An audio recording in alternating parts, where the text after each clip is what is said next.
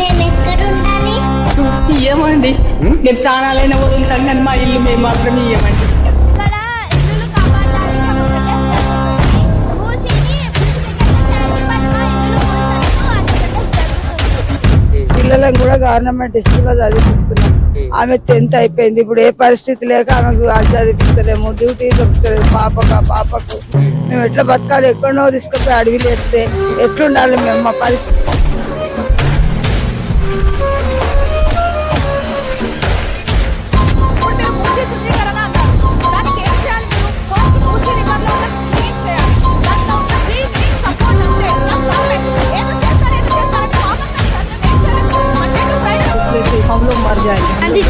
ఇట్లా చేసే వాళ్ళు అస్సలు కాదు.